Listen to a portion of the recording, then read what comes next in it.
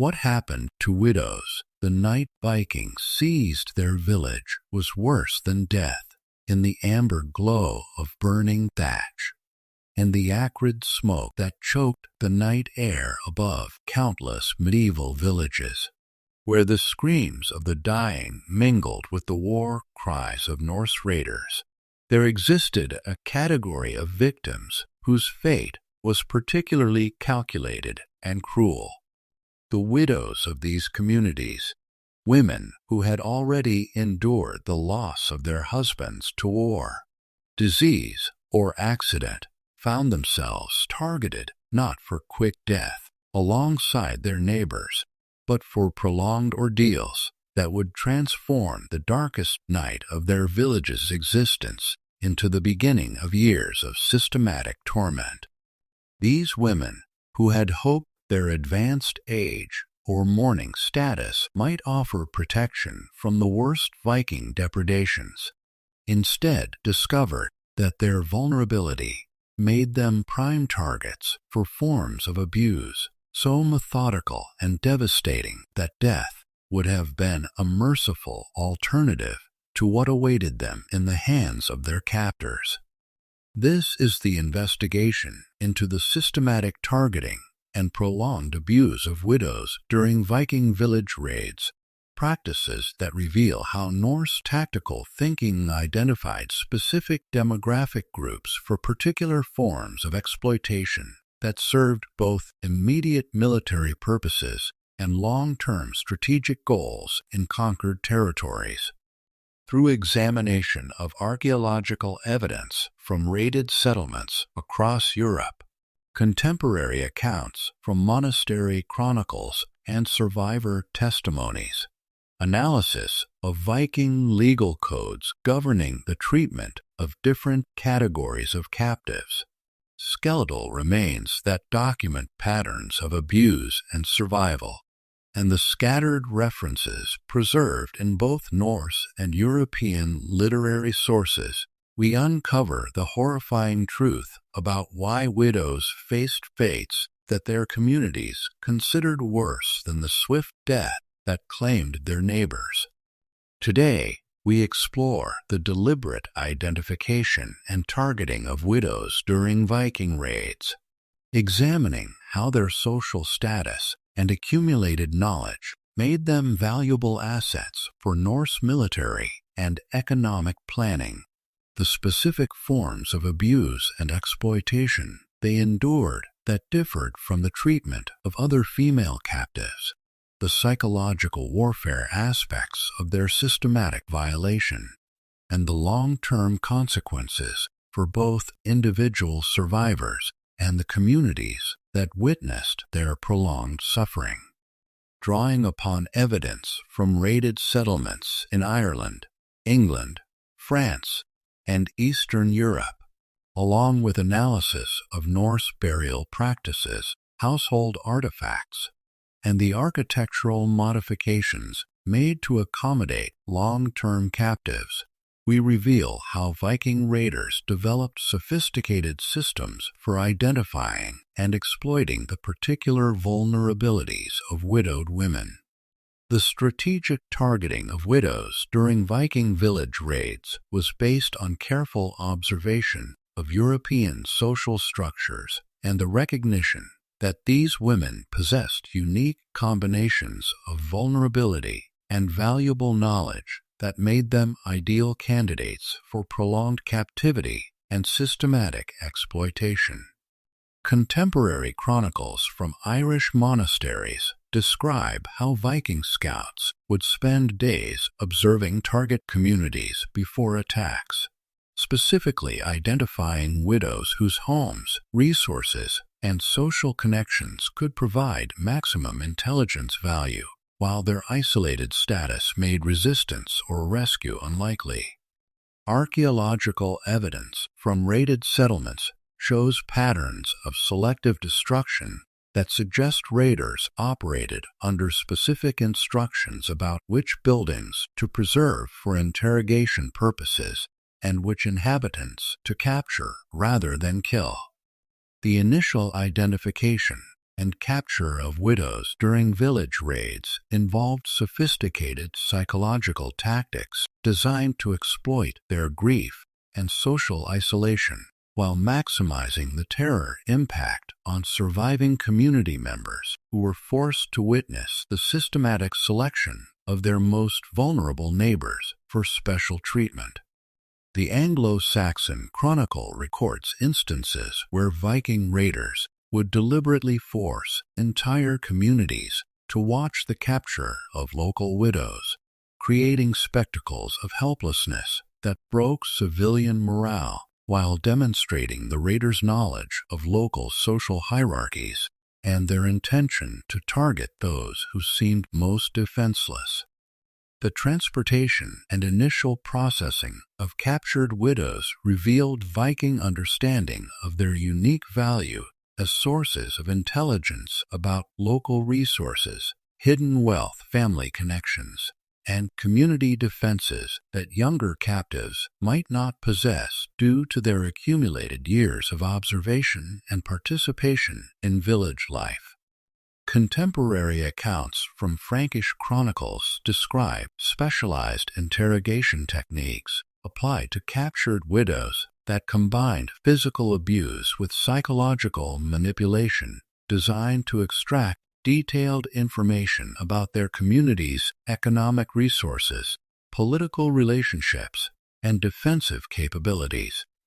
The systematic abuse of widows in Viking custody encompassed forms of physical and psychological torture that were specifically designed to exploit their grief over deceased husbands, while forcing them to provide intelligence that could be used against their own communities in future raids. Legal codes from Iceland and Norway contain provisions governing the treatment of different categories of female captives, with specific clauses addressing the interrogation and long-term exploitation of widowed women that reveal the systematic nature of these practices within Norse military culture. The religious dimensions of widow abuse during Viking raids connected these practices to Norse beliefs about the spiritual vulnerability of grieving women and their potential value as conduits for communicating with the dead, leading to ritual practices that combined intelligence gathering with attempts to exploit their supposed supernatural connections. Archaeological evidence from ritual sites associated with Viking military camps shows clear signs of specialized ceremonies involving captured widows that appear to have served both practical intelligence gathering purposes and spiritual functions within Norse warrior religion. The economic exploitation of captured widows extended beyond their immediate intelligence value to encompass their skills in textile production, food preservation, herbal medicine, and other domestic crafts that had accumulated over lifetimes of household management, making them valuable assets for Viking settlements that needed experienced workers to maintain captured territories and support military operations. Excavations at Viking Age settlements show evidence of specialized workshops where captured women, including many who appear to have been widows based on burial evidence and artifact distributions, were forced to produce goods for both local use and international trade networks. The psychological warfare aspects of widow abuse included deliberate policies designed to force these women to witness and participate in the destruction of everything they had spent lifetimes building, creating scenarios where survival required active collaboration in the systematic dismantling of their own communities and cultural traditions. Contemporary accounts describe instances where captured widows were compelled to guide raiders to hidden community resources, identify valuable targets for future attacks, and provide information that would be used to plan assaults on neighboring settlements where they had family and friends. The seasonal timing of village raids created particular vulnerabilities for widows, as attacks often occurred during harvest periods or winter months when these women were most dependent on community support networks and least capable of independent survival, making them easier targets for capture, while their accumulated stores of food and household goods made their dwellings attractive targets for systematic looting that could continue over extended periods. The documentation of resistance efforts by captured widows reveals both their desperate attempts to protect community secrets and family members and the increasingly brutal methods Viking raiders employed to break down their resolve through torture techniques that exploited their grief, their fears for surviving family members, and their accumulated emotional attachments to community traditions and religious beliefs. Legal texts contain detailed provisions for punishing various forms of resistance by widowed captives,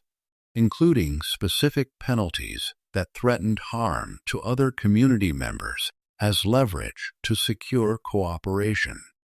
The medical evidence preserved in skeletal remains of women who appear to have been widows based on their burial contexts and associated artifacts provides stark testimony to the systematic nature of the abuse they endured in Viking custody, with patterns of injuries that reveal not only physical torture, but evidence of prolonged malnutrition and deliberate medical neglect that suggest their captors were more interested in extracting information and labor than in preserving their long-term health or survival prospects. The role of captured widows as unwilling intelligence assets created complex moral dilemmas that forced them to choose between their own survival and the safety of their communities, with many contemporary accounts describing the psychological torment experienced by women who were compelled to provide information that would be used to plan future raids against settlements where their children, grandchildren, and friends remained vulnerable to Viking attack. The international dimensions of widow capture and exploitation created networks of shared trauma and intelligence that connected Viking military operations across vast geographic areas. As information extracted from widows in Ireland could influence raid planning in England or France, while the systematic nature of their abuse created precedents and techniques that were refined and employed throughout the Viking expansion period. The gradual integration of some captured widows into Viking society created complex dynamics that could provide pathways to improve treatment while requiring complete betrayal of their previous communities and active participation in planning future raids against their former neighbors. Archaeological evidence suggests that some widows who provided valuable intelligence or skills eventually achieved positions of relative security within Viking settlements, but always at the cost of becoming active collaborators in the ongoing victimization of their own people. The religious and cultural destruction that captured widows were forced to participate in included deliberate desecration of churches and shrines they had spent lifetimes supporting, destruction of family burial sites that connected them to deceased husbands and children, and participation in pagan religious ceremonies that violated their deepest spiritual beliefs while serving their captors' need to demonstrate complete cultural dominance over conquered populations.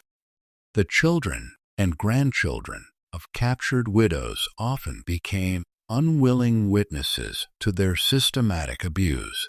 creating intergenerational trauma that extended the psychological impact of these practices far beyond their immediate victims, while providing additional leverage that Viking captors could use to ensure compliance and extract information from women who might otherwise have chosen death over cooperation. The long-term consequences for widows who survived prolonged captivity included not only the physical and psychological scars of systematic abuse, but the knowledge that their forced cooperation had contributed to the suffering of other communities and the expansion of Viking territorial control throughout regions where they had once lived. Peaceful lives as respected community members. The legacy of widow abuse during Viking village raids extended far beyond its immediate victims to influence European attitudes toward the protection of vulnerable populations during warfare and the development of defensive strategies specifically designed to prevent the capture of individuals whose knowledge and social connections made them particularly valuable to enemy forces. As we examine this systematic targeting of widows during Viking raids, we confront uncomfortable truths about how military forces throughout history have identified and exploited the particular vulnerabilities of grieving and socially isolated individuals, transforming personal loss and community tragedy into opportunities for intelligence gathering and psychological warfare that cause suffering far beyond the immediate violence of military conquest. The story of these widowed women reminds us that behind every account of medieval warfare lies a corresponding narrative of calculated cruelty toward the most vulnerable members of targeted communities, and that understanding the true cost of historical conquest requires us to acknowledge how personal grief and social isolation have often made individuals prime targets for some of history's most systematic and prolonged forms of abuse and exploitation.